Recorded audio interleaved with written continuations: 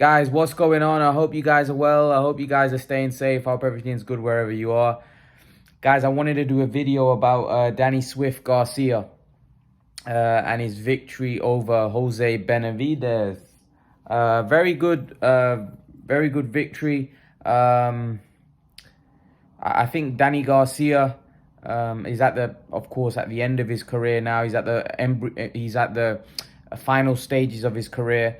And I always expected him to beat Benavidez, to be honest with you. I think Garcia was the favorite going into the fight. People expected him to win the fight.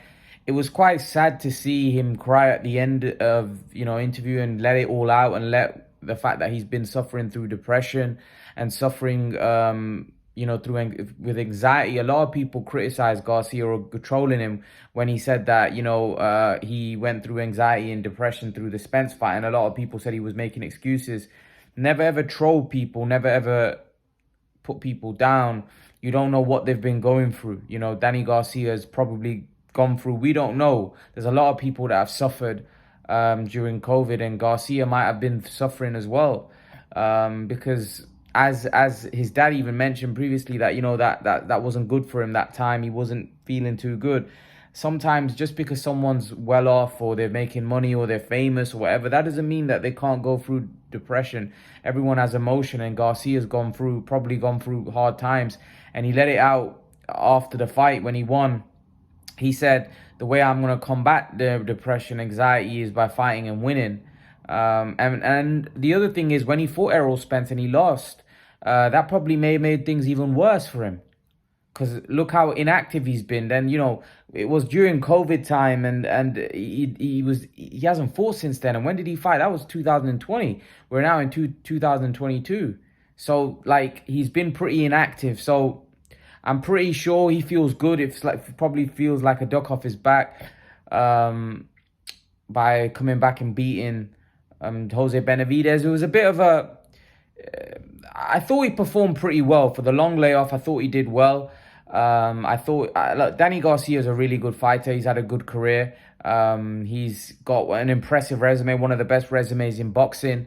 I haven't always been high on Garcia. I think some of his fights have been really close. I haven't always looked at him and looked, wow, this guy's special, but he does win.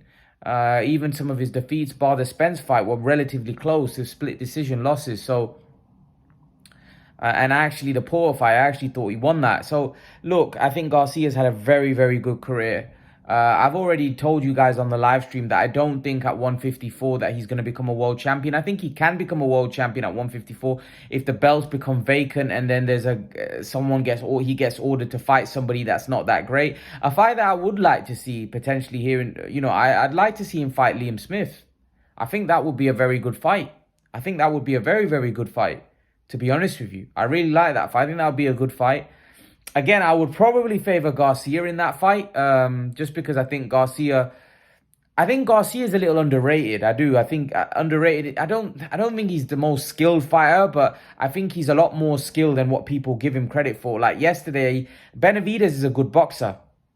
I feel like Benavidez will always come up second best against the world class or the elite, like he did against Crawford. But I do think that Benavidez is a tough guy. I think he's got a good skill set, and I think he's always going to give somebody a tough fight. And I think Garcia controlled the fight. I thought Garcia landed the cleaner shots. I thought Garcia outworked.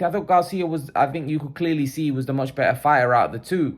The superior skills. I think Garcia has very good counter-punching ability. At times, Garcia can look a bit reckless and a bit ugly. He throws an overhand right, which sometimes he looks like he throws literally wildly. Even his left hook, when he throws it, it's almost like he throws it without seeing what he's throwing. But it's obviously practice and training over years.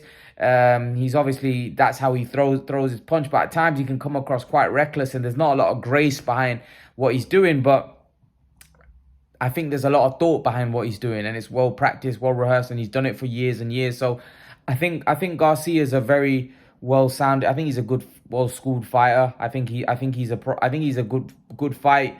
He can give anyone in the 154-pound division a good fight. I don't think he beats any of the top. Like they're talking about Harrison. I don't think that's a good fight for him. I think Harrison's very, very big.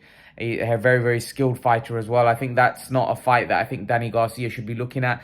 And he also mentioned another name, Alexander Lara. That's a horrible fight for Danny Garcia. Personally, I think Lara's got a horrible style. Also, these guys are bigger men as well. So Lara's not just got a horrible style for him, he's also a bigger man who would cause Garcia all kinds of trouble with that kind of boxing ability, that kind of movement, footwork Lara has. I think Lara might be past his best as well, so maybe he might be getting Lara at the right time. Who knows? Has Lara got those quick reflexes, the quick feet that he used to have? Can he keep it up? I don't know, because Lara's, again, he's old now, man. He's definitely must be up there in age. You know, he fought Canelo a long time ago. When did he fight Canelo? That must have been an age ago. Might even have been near a decade ago. So, yeah, I don't know whether Lara is the fighter he was. That might be a good fight. I like to see that fight. The fact that Danny Garcia is calling out someone like Alexander Lara, I like that, because Lara is a very, very difficult fight. Very, very difficult fight. Now, he did say he'd like to fight Lara at 155 for the middleweight title of the world. Lara, I believe, has been made mandatory for the WBA middleweight title. Who currently holds the WBA middleweight title?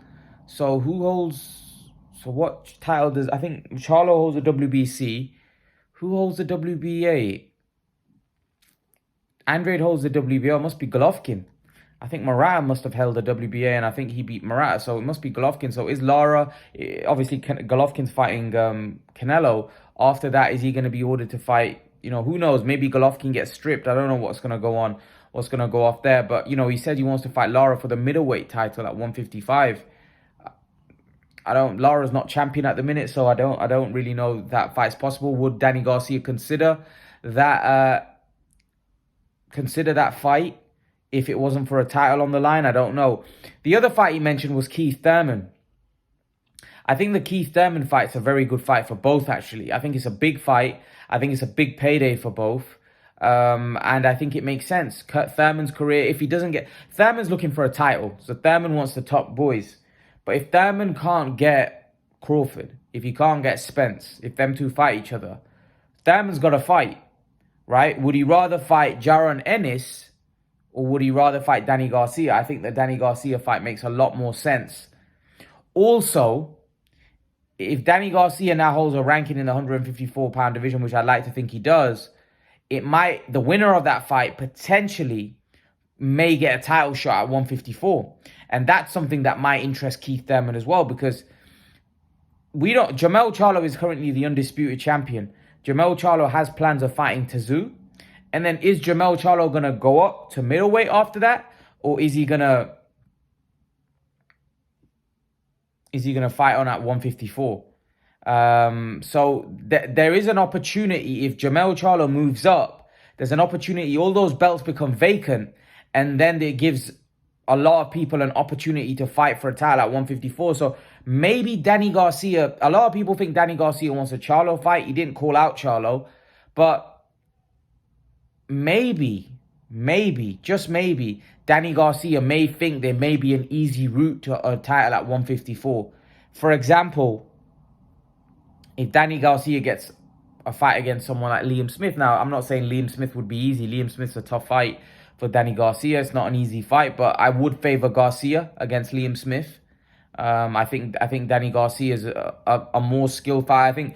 I think Liam Smith... He's strong and he's big. I don't think he's a big puncher at the weight. And I think Garcia's got one of the best chins. You know, Danny Garcia is a much better fighter than Jesse Vargas. Danny Garcia also has respectable power. I don't think Liam Smith can hurt him. And I think Garcia, for me, would probably win that fight on points. Who knows? Garcia does have power. So if Liam gets careless, he could get caught. I'm not sure about Garcia's power at 154, though. That would be a really good fight. I could make cases for both guys in that fight. I would make Garcia the favorite just because of his experience and what he's achieved in the game. And he's obviously, for me, a better fighter than Liam Smith. But I think that would be a cracking fight. I do think that would be a really good fight. If they could get that on for a title, I think that would make a lot of sense. It would be good for Liam Smith to get an opportunity against someone like Danny Garcia as well. because obviously he hasn't really fought a lot of big names. You know, Jesse Vargas wasn't that big a name, even though he was on the decline. Danny Garcia would be. He actually, Liam Smith has fought Munguia and has fought Canelo, but you know, he lost those fights. What I mean is big names. He hasn't fought a lot of big names. He hasn't fought a lot of big name fighters, you know, apart from Canelo, Munguia, Vargas, who, again, like I said, was past his best and was never an elite guy at 140 or 147. Although he held titles, he was never considered one of the elite of those divisions. I think I would love to see Danny Garcia, Liam Smith, but I don't know whether if there's that fight, I don't think would happen unless there's a title on the line, because what has Danny Garcia got to gain fighting Liam Smith? I think he wants to fight Thurman because Thurman took his also Thurman's a much bigger name. It'll be a much bigger fight. So yeah, I think Danny Garcia's got options. I think Danny Garcia is a solid fighter. I don't think he can beat some of the elite at 154, but I think if he times it right, I think if he maneuvers himself right, he could win a title at 154, because Jermell Charlo might vacate soon. Jermell Charlo vacates, all those belts become vacant. That gives him an opportunity to win a world title. So, yeah, that's my take on it. Leave your thoughts in the comment section below. Let me know what you think about what you thought about the fight, about who you want to see Danny Garcia fight next. Leave your thoughts, and I'll see you guys in the next video. Peace.